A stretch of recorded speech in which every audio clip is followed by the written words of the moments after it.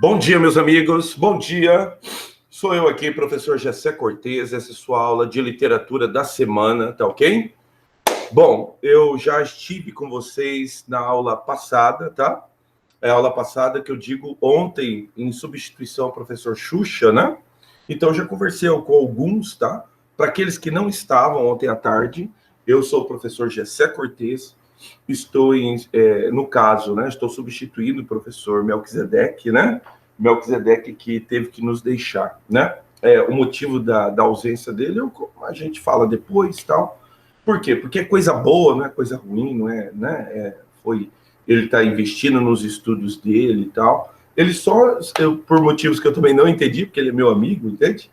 Ele falou assim, não, segura um pouquinho, não fala pro pessoal, tá na hora de concretizar e você fala pra galera. Eu falei, não, tá bom então, tá? Então, aí a gente conversa quando ele já tiver já encaminhado os esquemas dele, tudinho, os sonhos dele, aí eu comunico com vocês. Mas é coisa boa, não foi nada em relação à escola, nada em relação a eles, ou coisa parecida, tá bom? Pois bem, eu sou o professor Gessé Cortez, a aula está sendo gravada e é importante, tá? É uma determinação da escola você ligar a sua webcam, tá bom? Então, liga a sua webcam para a gente começar. Isso mesmo, vai ligando aí a webcam. Bom dia, bom dia, bom dia, meus camaradas. Bom dia, João. João estava ontem à tarde aí, velho. Então, vai lá, liga a webcam, tá bom? E agora, já que a gente já começou, que a gente já interrompeu, faz o seguinte, o pessoal do terceiro A coloca agora o seu nome completo, tá bom? Pessoal do terceiro A, já coloca o nome completo para a gente já começar, tá bom? Isso mesmo. Liga o webcam, porque foi recomendação da direção, tá bom? Então, liga aí a parada, tá? Isso, pessoal do terceiro ano A, coloca aí o nome agora, tá? Isso, nome completo para a gente começar. Eu vou dobrar a tela aqui, para que tudo que eu faça no meu computador você possa também ver aí na sua casa, tá? Isso, pessoal do terceiro A, vai dobrando, o pessoal vai colocando o nome aí, tá? E eu vou levá-los agora. Importante, já deixa a apostila aberta na página, eu falei ontem, na página 69, tá? Deixa a apostila aberta na página 69. Eu vou começar a minha explanação hoje, já na apostila, para vocês, a apostila 5, né? Eu entendi isso também na aula passada. Então, vou começar aqui com a minha explanação, chamei de pré-modernismo, primeira parte, tá? Então, tá. É o seguinte, cara, funciona da seguinte forma. O ano é a virada do século, tá? É a virada do século, o século XIX para o século XX, né? Eu não sei, vocês são muito novos, então vocês não lembram, tá? Mas o professor Gessé, eu lembro quando virou o século XX para o século XXI.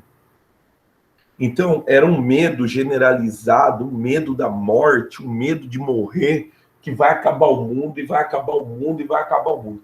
E é interessante que, naqueles anos também, em 1900, ou melhor, 1899 para 1900, também tinha um determinado medo, sabe? O mundo vai acabar, uma profecia. O mundo acaba, agora o mundo acaba. Tá?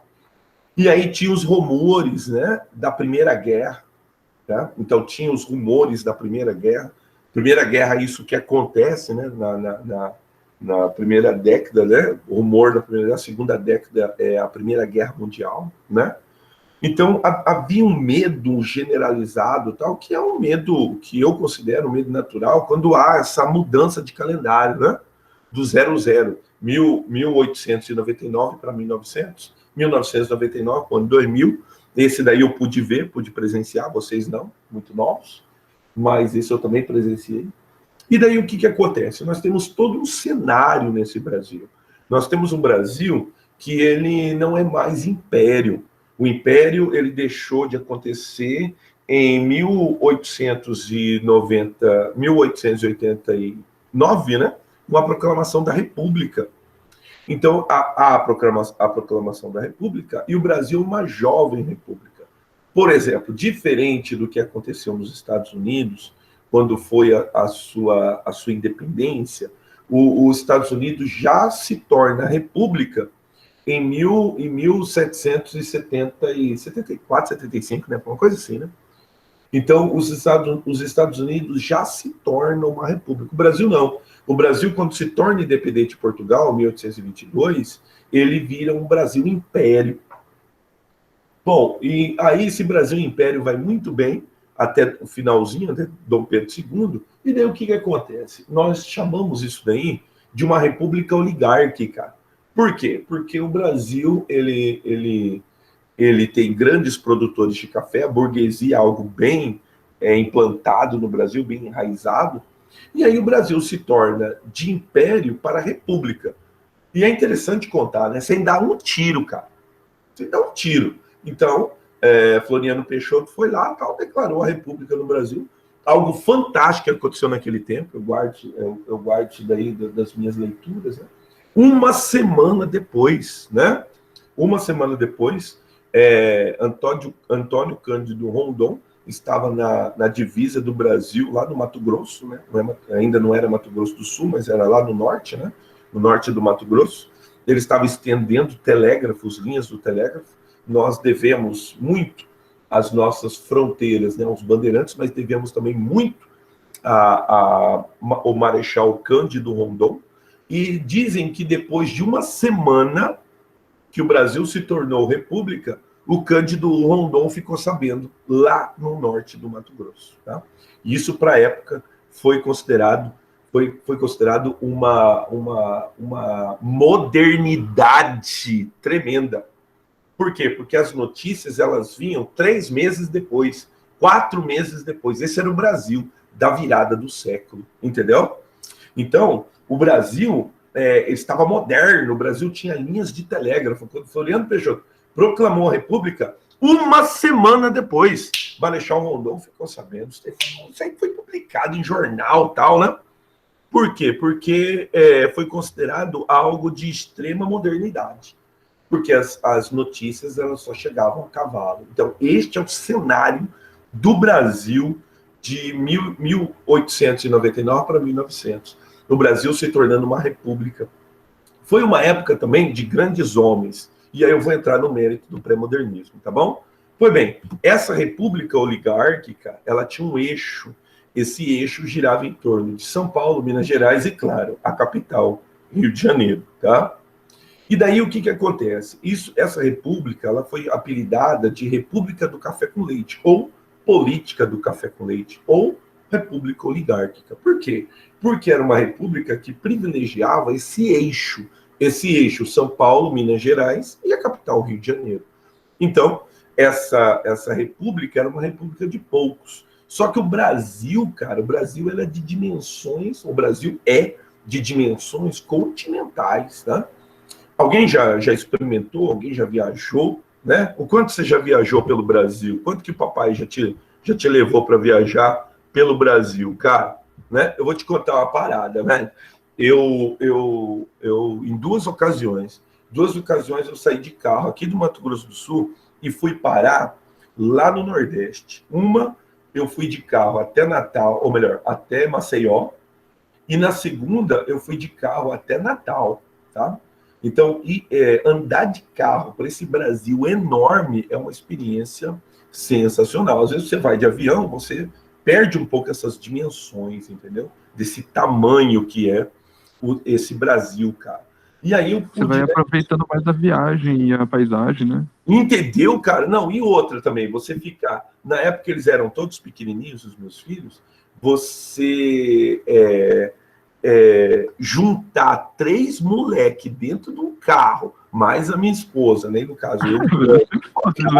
Uma loucura, irmão. Mas eu vou te contar. Eu meti um laço nos meus filhos que esse laço nunca mais vai desgrudar, cara. Entende?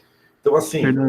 Eu não sei se você consegue entender, mas eu olhar pelo retrovisor, eles ali, tudinho, abraçadinho um no outro ali, entendeu? Por quê? Porque tinha que abraçar, irmão. Tinha que abraçar, não tem pra onde correr. Entende? Porque todo 3 dias, velho, preso dentro de um carro. À noite parava no hotel e depois seguia de novo, né? No caso, para Natal, eu fui parando mais vezes, né? Então, me hospedei em Maceió, fiquei 2 dias em Maceió, depois fiquei mais 2 dias em João Pessoa. Aí cheguei em Natal, fiquei uma semana.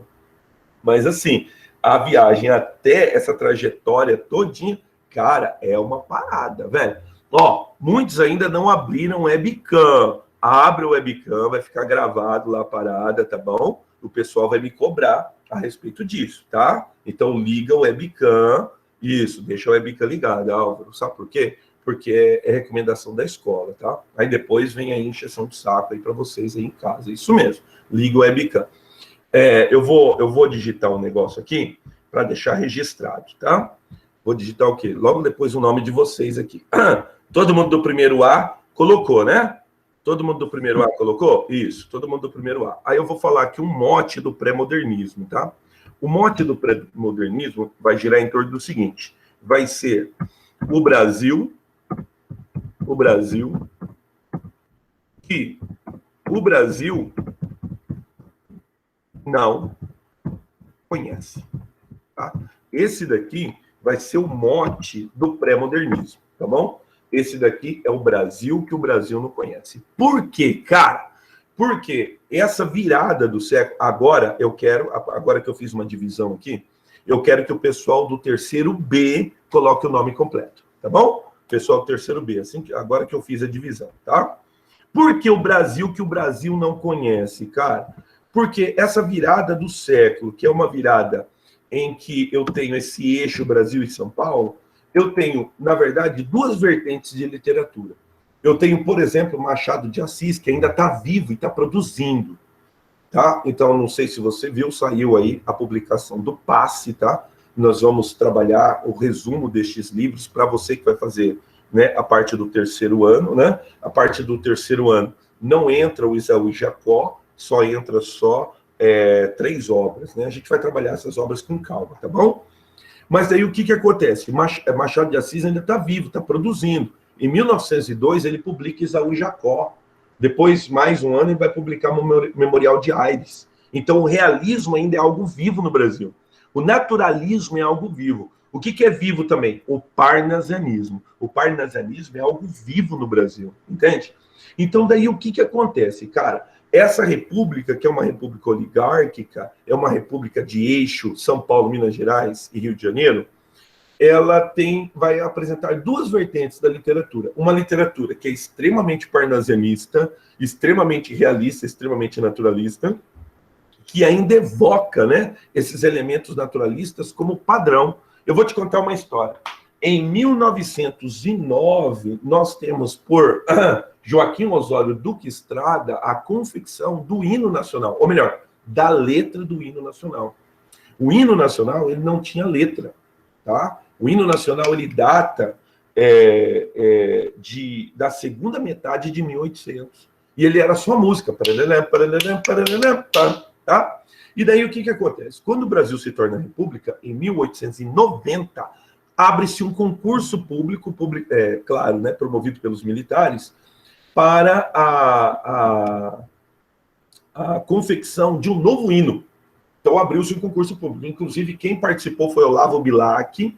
5 pessoas foram finalistas, inclusive Olavo Bilac, com a letra da música que hoje nós conhecemos como Hino à Bandeira. Salve o lindo pendão da esperança, salve o símbolo augusto da pátria. Entendeu? E daí o que acontece? Os militares embargaram o concurso, não teve vencedor tal, e daí, no caso, o Olavo Bilac se consagra com o Hino à Bandeira. Tá? Depois, em 1909, em 1908, foi comemoração, né, dos 100 anos da vinda da família real para o Brasil, e em 1909, ainda em comemoração, ainda, tal, né, esse evento que torna o Brasil possível, tal, houve um concurso aí, sim, para que houvesse a poesia do hino nacional. Aí Joaquim Osório Duque Estrada é o vencedor com a letra do Ouvido, do Ipiranga, as margens plásticas do Povo Heróico Bravo, do Retumbante. A letra do hino nacional é um bom exemplo, tá? Dessa raiz parnasiana que na virada do século ainda existia no Brasil e era muito, muito forte, entende?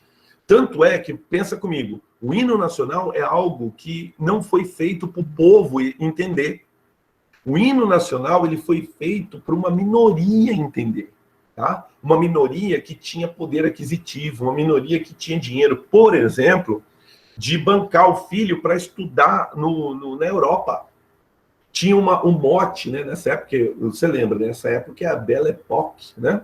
Então, tinha um mote lá na Itália que o camarada falava assim, eu queria ser rico igualzinho brasileiro. Entende?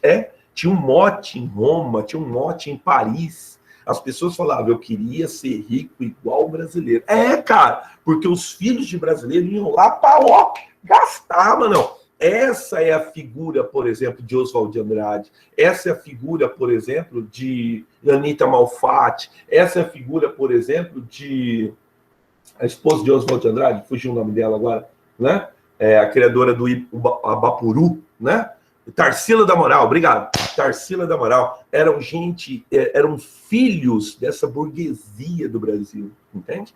Então, eu tenho uma burguesia dessa república oligárquica, mas eu tenho um Brasil enorme, como eu dei o exemplo para você, né? Pude viajar de carro pelo país. Um Brasil enorme, velho.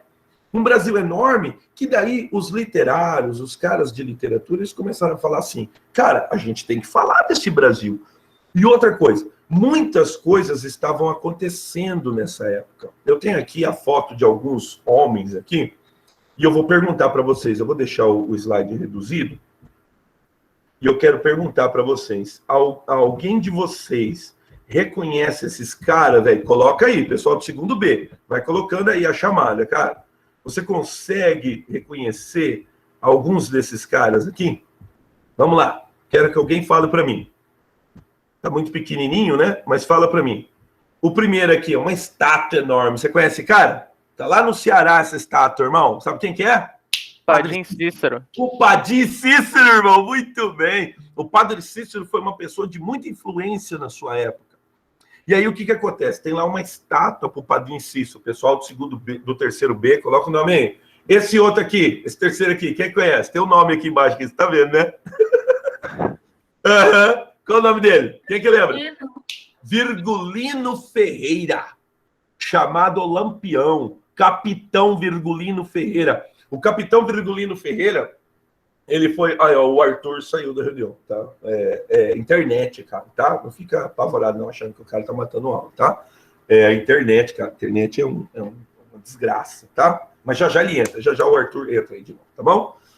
O Capitão Virgulino, ele encarna, cara, por exemplo, só para te dar um exemplo desse Brasil enorme, ele encarna aquela época das medidas que nós aprendemos a chamar de medida dos coronéis. Quem que lembra dessa época? As medidas dos coronéis, que daí, no caso, como o Brasil Império não tinha dinheiro para bancar exército no Brasil, o que o Brasil Império fazia? Dava terra para quem tinha dinheiro. Foi assim nessa vastidão de Mato Grosso, vastidão de Goiás, essas vastidões de fronteira. Dava terra para quem... Nordeste também era muito assim. Dava terra. Conforme a quantidade de terra, o cara tinha uma influência política, conforme a quantidade de terra que o cara tinha, o cara ganhava um título militar. Então ele tinha uma terra razoável, ele era major. Ele tinha muita terra, coronel, entendeu? E esse coronel, ele ganhava força de coronel, e aí os funcionários... A Larissa saiu também. Tá? Aí fica gravado, tá? Quando você sai, fica gravado. Então, você sai, você entra logo, tá? Porque daí o pessoal fica sabendo lá que o negócio acontece. Mas tudo bem. Aí o que acontece?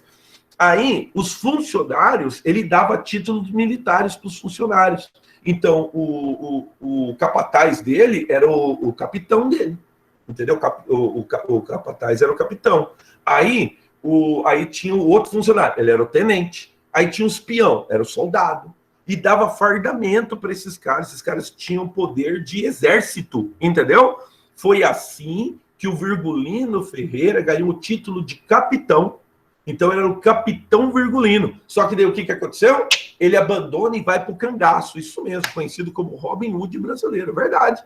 Aí o que acontece? Ele vai para o cangaço, mas aí ele já tem o título de capitão, e ele exige ser chamado de capitão. Aí lá pelo final de 1800, uma coisa assim, ele cerca, né? Ele aborda um automóvel. No automóvel tem um repórter, se não me engano, um repórter alemão, se não me engano. E aí ele aborda esse repórter alemão E ele fala pro cara assim, depois que ele apavora os caras, rouba o que os caras têm, fala assim, o que é isso aqui? O cara fala assim, isso aqui é uma máquina fotográfica. Então tá massa. Então tira a foto aí minha e da minha galera. Aí ele posa para esse cara, entendeu? Para esse repórter. E aí depois que o repórter tira a foto, fala, eu vou te liberar para você levar sua foto, levar a foto. Aí ele fala assim, mas eu tenho que revelar. Como é que eu entrego para você? Fala, não. É só entregar no jornal, que todo jornal vai querer ver essa foto. Aí eu recebo o jornal, eu recebo a foto. Entendeu? E assim foi. E assim Virgulino ganhou a repercussão que ele tem hoje. Ele ganhou a repercussão no sentido que ele ficou conhecido nacionalmente. O bandido que aparece fotografado. Parece Cidade de Deus, lembra? Aquela cena realmente em que o camarada fotografa, né? O menino fotografa os bandidos e tal. Tá, tem um camarada estendido aqui. Quem é que lembra desse camarada aqui? O nome dele é Antônio Conselheiro, tá? Então ele é encontrado morto, morre de desidratação quando eles invadem a cidade de Canudos. Na nossa segunda aula, nós vamos falar bastante sobre Euclides da Cunha e a cidade de Canudos. Esse aqui é o chamado Almirante Negro, chamado de João Cândido, tá? Ele foi um dos líderes da revolta da Chibata. Então era um tempo de muita revolta. Teve a revolta da vacina, teve Canudos e teve também a revolta da Chibata. Então era um tempo de muito brasileiro, cara, muitos personagens. Quem é esse cara aqui? Esse camarada aqui é o médico Oswaldo Cruz. Oswaldo Cruz, né? Que foi um dos que implantou, né, vacinas no Brasil, tá? Então eu tenho a pessoa. Então era um momento de muitos brasileiros. Era um momento de muitas figuras que ganhavam destaque nacional. Só que o Brasil estava limitado a um eixo São Paulo, Minas Gerais e Rio de Janeiro, que era a capital. Aí o que acontece? Aí acontece um movimento de determinados escritores que eles vão querer fazer o quê? Implantar esse mote que eu digitei aí. Eles vão querer implantar o quê? O Brasil que o Brasil não conhece. E esses personagens, no caso, essas figuras nacionais, eles vão fazer o quê? Cada um deles vai pegar um mote. Então eu vou falar ao longo aqui da nossa aula, vou falar de alguns, e você pode já colocar aí, já na sua página 69, eu vou falar da primeira figura, tá? Quem que é a primeira figura? A primeira figura... Ah, tá, muito bem. Antes de entrar no mérito da questão. Então, tem que lembrar, era um tempo de grandes temas, guerras de Canudos, tá? A imigração, tanto para São Paulo, quanto para o sul do país, quanto também para a região nordeste, era um momento de muita imigração, tá? São questões socioeconômicas, questões sociais que elas estão abertas. Por quê? Porque é um Brasil que tinha acabado de abolir a escravatura.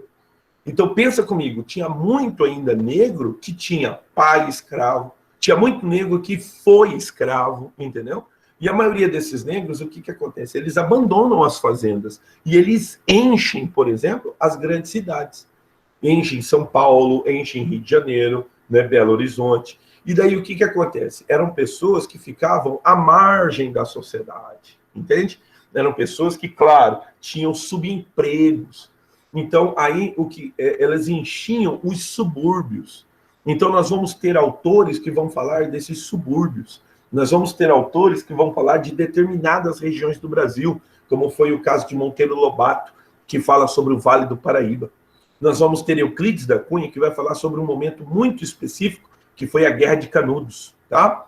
E eu separei aqui agora, para a gente fazer um primeiro contato, um personagem, né? Ah, claro, não pode esquecer também a Revolta da Chibata. Então, são movimentos, são grandes temas que estão nos jornais. E as pessoas querem ler sobre esses temas, sabe? Querem ler sobre a Revolta da Chibata, querem ler sobre a Guerra de Canudos. E daí o que acontece? Cara, eu tenho esse movimento que é um movimento que é de difícil detecção. Por quê? Porque ele está entre o parnasianismo e entre 1922, que é a Semana da Arte Moderna. Então é um movimento que muitos escritores dizem que ele nem uma escola literária ele é. Ele é um momento de limbo, ele é um momento preparativo, ele é um momento que encarna características do modernismo, mas muitas características dessa literatura passadiça, essa literatura que está ficando no passado. Por exemplo, naturalismo, realismo, tá? E, claro, aqui é um movimento de revolta sobre aquilo que é moda. O que é moda? O parnasianismo. Aí eu tenho 2 livros que abrem isso daí, tá bom? Vai ficar registrado aqui para você, se você quiser anotar. Está aí na apostila. 2 livros. São os 2 primeiros personagens da apostila na página 69, que são os camaradas que eu vou me dedicar hoje para falar deles, tá bom?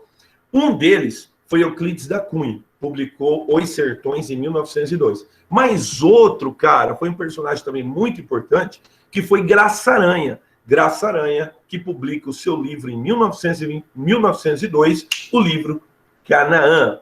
Então, eles são considerados pré-modernistas. Eles ainda não são considerados modernistas, mas eles também não são considerados nem realistas, nem naturalistas, a despeito de que apresentam características de tal, tá? Então, eles apresentam características de tais movimentos, tá bom? Que é o caso, por exemplo, do Graça Aranha, do Euclides da Cunha, e nós vamos falar bastante aqui também do Lima Barreto, que é uma leitura que você tem que fazer também, que é o Triste Fim de Policarpo Quaresma. Daí a gente faz essa leitura com mais calma, tá? Vamos a ele, então? Vamos ao camarada, chamado de padrinho dos novos escritores, Graça Aranha, tá? Graça Aranha, ele é um filho da burguesia, tá? Elemento burguês, estuda direito, tá? Formado em direito, e aí ele entra na magistratura, se torna juiz, tá bom? E o primeiro cargo de juiz ele consegue numa cidadezinha chamada Cachoeira. Como é que é o nome da cidade que eu anotei aqui? Porto do Cachoeira, no Espírito Santo. E lá em Porto do Cachoeira ele se torna juiz. E aí ele fica um tempo lá como juiz e tal, e lá que ele vai conceber a grande obra dele, que vai ser Canaã, tá bom? Por quê? Porque ele vai retratar o pessoal local. Esse vai ser o Brasil de Graça Aranha, tá? O Brasil de Graça Aranha é a imigração alemã ao norte do Espírito Santo, tá? E aí, Graça Aranha se torna juiz, fica um tempo lá de juiz, e depois ele se lança numa carreira diplomática. Lança o Canaã, se torna famosíssimo. Canaã estoura porque é um livro interessantíssimo, tá? O livro estoura, ele ganha notoriedade, fica famoso. E aí ele é chamado de padrinho dos novos escritores porque ele participa da Semana da Arte Moderna. Então, destes nomes que eu vou citar para você, Lima Barreto, Euclides da Cunha, Monteiro Lobato, nenhum deles participaram. E também, vou citar aqui com vocês também, agora fugiu o nome dele, Augusto dos Anjos, tá? Vou citar também Augusto dos Anjos, nenhum deles participa da Semana da Arte Moderna, em 1922. O único que participa, que na verdade vai ser um dos idealizadores da Semana da Arte Moderna, é o Graça Aranha. Por isso ele é chamado de padrinho dos novos escritores. Quando acontece, já vou adiantar, tá? Quando acontece a Semana da Arte Moderna, a Academia Brasileira de Letras, ela reage, ela repudia. E aí o Graça Aranha, que era membro da Academia Brasileira de Letras, o que ele faz? Ele lança um manifesto, ele fala o seguinte: olha, a academia ela tem que se transformar. Ou a academia muda, ou acaba-se a academia, entendeu? Então ele foi um dos que reagiu contra a Academia Brasileira de Letras. E aí o que acontece? Graça Aranha vai para fora do Brasil, se torna diplomata, entra na carreira de diplomata, viaja por muitos lugares e tal, volta ao Brasil. Volta ao Brasil e aí a academia, ele publica mais alguns livros, contos, né? Ganha notoriedade, a Academia Brasileira de Letras procura ele de novo, né? Não, vamos voltar, tal, né? Ele rompe, ele sai da academia. Aí a academia fala assim, não, vou voltar, tal. Aí ele se recusa a voltar, ele fala assim, não, aquela minha decisão, ela foi definitiva, tal. E aí Graça Aranha rompe definitivamente com a Academia Brasileira de Letras, tá? Só para você experimentar, vamos entrar no mérito da questão do livro Canaã. Livro Canaã, publicado em 1902, tá? O livro Canaã, ele fala de 2 personagens. O livro também é retratado lá nesse Porto do Cachoeira, tá? Lembra, a ideia desses escritores é mostrar ao Brasil que o Brasil não conhece, tá? Pois bem, Com a publicação de Canaã, o que nós temos? Nós temos um cenário dessa região, que era uma região que, vamos combinar, era uma região que ninguém ouvia falar. É um Brasil que o Brasil não conhece. Então, esse norte do Espírito Santo estava recebendo muitos imigrantes, em especial imigrantes vindo da Alemanha, tá? E aí eu tenho esses dois personagens. Esses dois personagens, eles desembarcam em Porto de Cachoeira porque ouviram falar que tinham muitos patrícios lá em Porto de Cachoeira. Eu não sei como se você sabe como é que funciona esse lance da imigração. Nós temos um caráter disso hoje que é muito moderno, que é, por exemplo, o que acontece com os que estão vindo da Venezuela, os que estão vindo do Haiti, tá? Haiti. Por que o Haiti? Porque houve uma força expedicionária brasileira, soldados brasileiros que foram ao Haiti. Então, querendo ou não, há uma confraternização, né? Os haitianos falam, não, aqueles soldados ali são do Brasil, tem a bandeirinha do Brasil e tal. Aí o pessoal pergunta, como é que é lá, tal, não sei o quê. E aí, houve uma demanda, né, de muitos haitianos vindo para o Brasil. E aí, esses haitianos, às vezes, vêm sem documento, vêm sem nada, cara. E aí o camarada vem com um bilhetinho. Sabe o que está escrito no bilhetinho? O nome de algum parente, alguém que já veio aqui primeiro. Então, tem alguém que vem primeiro, e aí o camarada fala, liga para os caras e fala assim, ó, vem para cá, o lugar que você tem que vir se chama Campo Grande, Mato Grosso do Sul. É assim que acontece. O lugar que você tem que vir se chama Londrina, Paraná.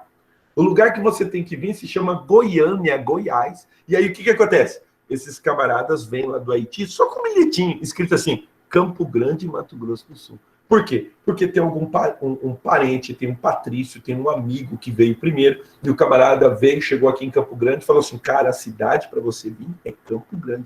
Cara, eu não sei se você tem ciência, mas nós temos muitos imigrantes haitianos aqui em Campo Grande. Nós temos muitos imigrantes venezuelanos aqui em Campo Grande, tá?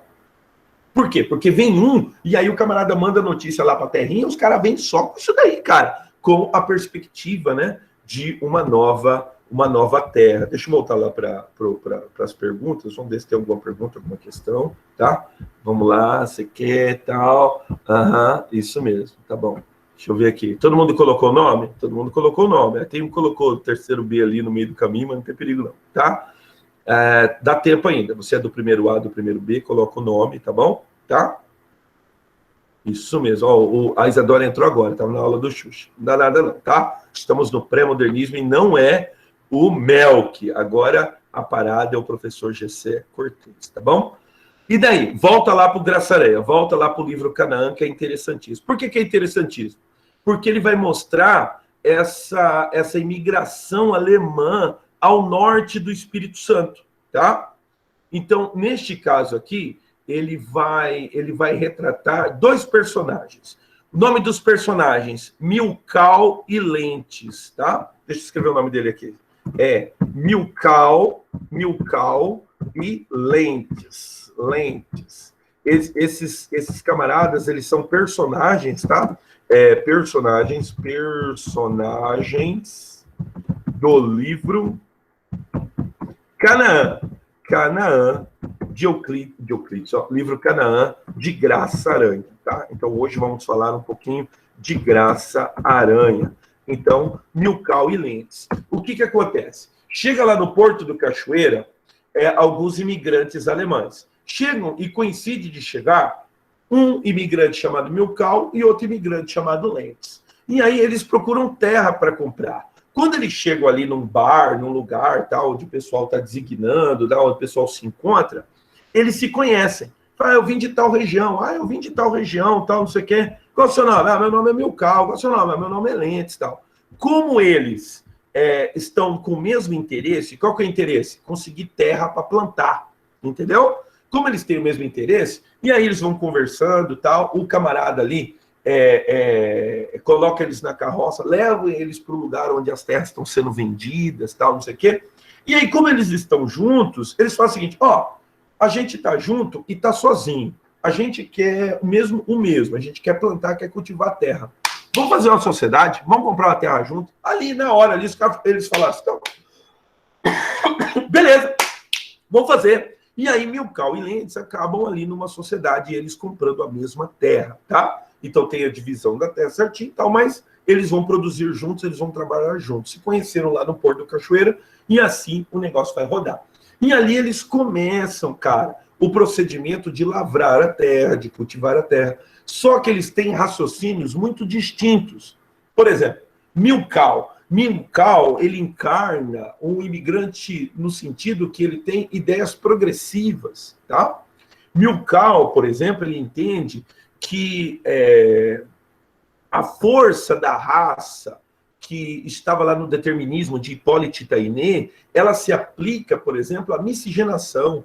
Quanto mais as pessoas se miscigenarem, mais conteúdo de DNA vão ser trocados. Isso está comprovado cientificamente. Aquilo que era apenas uma teoria, ela é comprovada cientificamente, né? É por isso que esse povo brasileiro é um povo bonito, é um povo lindo, entende?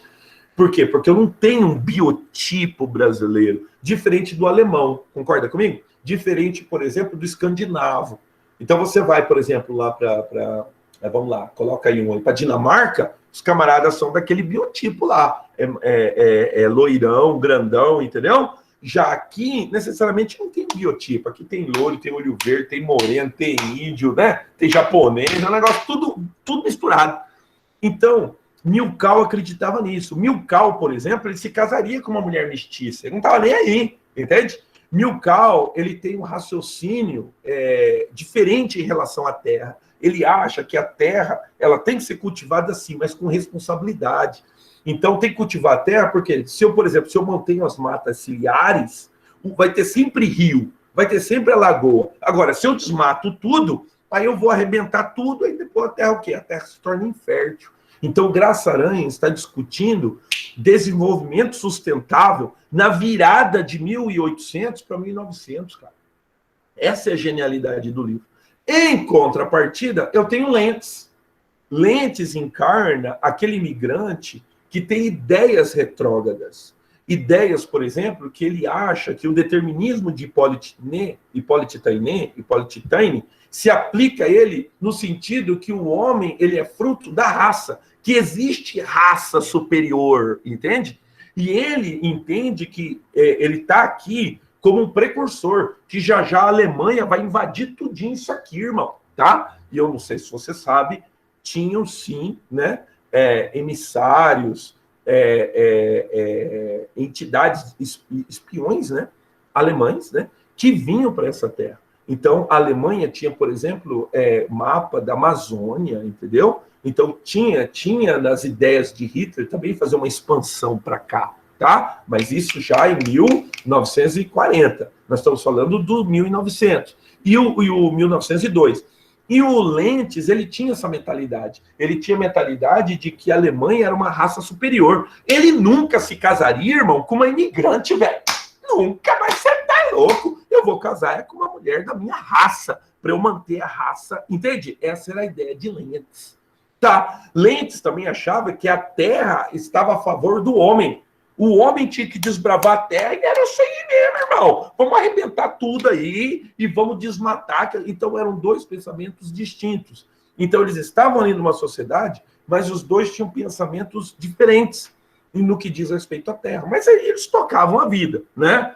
Como eles tinham interesses comuns também, eles tocavam a vida. E uma coisa que eles perceberam aqui, a administração corrupta dos brasileiros. Então, no que diz respeito à fiscalização, aos impostos, tal, eles perceberam como que a administração brasileira é corrupta. Vamos combinar? É um mal que nos persegue desde que Brasil é Brasil, irmão. Entendeu? Então, a pessoa ganha um carguinho público, o que ela quer? O que ela quer? Quer uma vantagem por fora, irmão. Tá? Então, Graça Aranha faz essa denúncia. Por quê? Porque ele foi juiz lá na região. Então, ele viu, cara. Ele viu a administração corrupta e ele encarna isso no seu livro. Mas você vê que na capa do livro tem uma menina?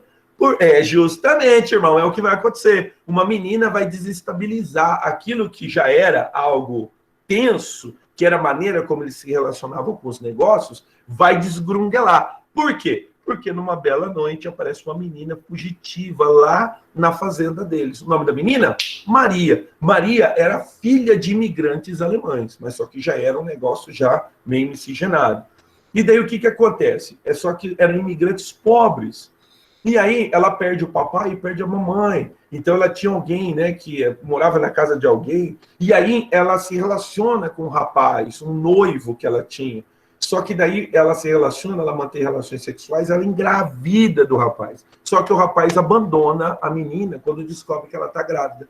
Então ela está grávida e é pobre. Graça Aranha falando a respeito do que é a sociedade na virada do 1800 para o 1900, de uma menina pobre e grávida, mesmo sendo branquinha, mesmo sendo descendente de imigrantes alemães. Então, o que acontece? Ela vagava nas cidades, mesmo grávida, procurando abrigo. Então, ia para a igreja, lá na igreja o pessoal não queria ela, o pessoal não queria ela, até que o que aconteceu? Ela chega meio mendigona lá na fazenda. E daí, o que acontece? Existiam antes, o Milkau a conheceu numa festa, tal, né? Conheceu na cidade, ou na hora que estava vindo, uma parada assim, ele já tinha visto ela. Na hora que ele ia ver, ele dá guarida para ela. O Lentz fica doido, a despeito que acha a menina bonita. Mas aí o que faz? Não, mas a gente não pode deixar a menina aí no relento, tal. A menina tá grávida. Aí o Milkau recebe a menina. E a menina tá ali na fazenda, tal, a gravidez está adiantada. Aí tem uma cena, cara, que é uma cena muito forte, o meu tempo tá acabando, deixa eu correr. Que é uma cena naturalista, tá? Por excelência, que é a hora que ela passa mal. Ela passa mal perto da pocilga, perto dos porcos, entendeu? E daí é uma cena do livro, eu falo cena porque é uma leitura do livro muito forte. Ela concebe ali perto dos porcos, ela não tem força para sair perto dos porcos. E o que acontece? Os porcos comem a criança, entende? E daí a menina aparece, né? Ela é socorrida e tal, aí chega lá o Milkau, chega o Lentz, socorre a menina, só que cadê a criança? Ela já não tá mais grávida, a menina nasceu, cadê a criança? E aí o que acontece? Milkau e Lentz ficam ali meio na surdina, mas aí a menina, né? É sabido da cidade que a menina estava grávida. E aí, cadê a criança? Então a Maria é acusada de infanticídio, tá? E daí ela acaba presa. E aí o livro tem uma cena legal, que daí quem a visita na prisão é o Milkau. O Milkau a visita, tal, até que o Milkau resolve fugir com ela. Aí o Milkau rompe com o amigo dele, o Lentz, né? Vai até a prisão, resgata a Maria e foge junto com a Maria, tá? O livro, vamos dizer assim, o enredo do livro é, de uma certa forma, simples. Contudo, ele retrata esse Brasil que o Brasil não conhece, que é o Brasil da imigração alemã ao norte do Espírito Santo. E é um livro que ganhou muita notoriedade na época, que projeta o Graça Aranha como esse personagem, né? Como esse personagem da literatura brasileira. Vamos lá? Deixa eu ver aqui. Sociedade Eugênica de São Paulo. Aí, meu Deus. Mother, isso mesmo. Meu Deus, que horror. Isso mesmo. Então, os porcos comem, né, o feto, né? É o seguinte, vocês agora vão ter intervalo, né, cara? Então é o seguinte, essa foi minha primeira explanação, tá lá na página 69, tá? Tem algumas considerações a mais ali, algumas características que ele fala a respeito do livro, tá bom? Aí dá uma lidinha lá, a gente vai fazer um intervalo, e daí quando nós voltarmos, aí eu já vou falar a respeito de Euclides da Cunha, tá? Então a próxima aula já vai ser sobre Euclides da Cunha. Tudo bem? Beleza, então? Então faz o seguinte, eu vou parar a gravação e nós vamos fazer o intervalo, tá? Vamos fazer o intervalo e depois, daqui 20 minutos, a gente retoma. Eu não vou nem desligar a sala, tá? Só vou desligar o meu microfone e a câmera, e daqui 20 minutos a gente já retoma. Deixa eu parar a gravação aqui.